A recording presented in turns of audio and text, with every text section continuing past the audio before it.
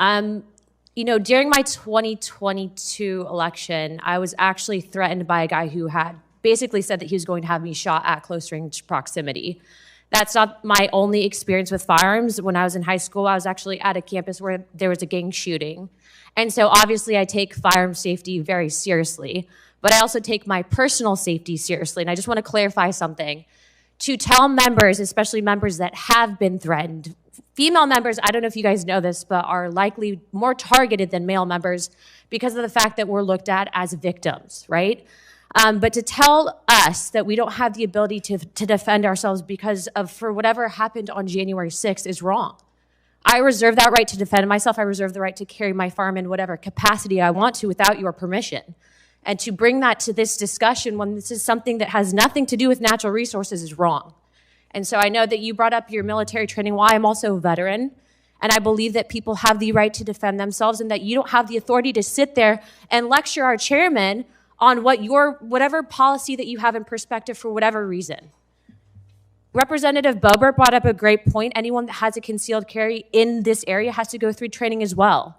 And so please remove that. It's a very obviously sensitive topic for those of us that have actually been threatened and seen violence. And for you to sit there and use your military service, I don't know why you would ever do that.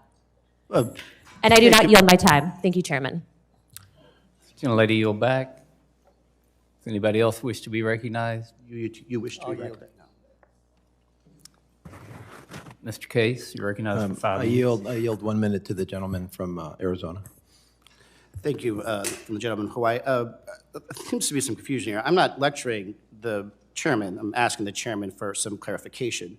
And number two, it's my understanding you don't need to have a CCW in order for you to bring a weapon onto the campus. As a matter of fact, much like some states, my state is a non-CCW state, you could just bring a weapon wherever you want. So, number one, assuming that everyone has proper weapons training, that's not a good assumption, right? So what I'm saying is that I believe you have a right to defend yourself. I think everyone has a right to defend themselves.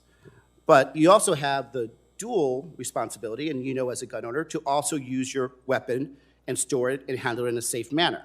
Now, since we don't have any clarification about who's going to actually enforce it, whether there's any enforcement capability, what I'm questioning is whether or not we should just have sane, previously established weapons handling regulations that have been endorsed and enforced, not endorsed, by places like the NRA and other weapons organizations that have trained many of us. That's all the question is. Now, the chairman can't answer the question. I get that because it puts him in a very sticky situation.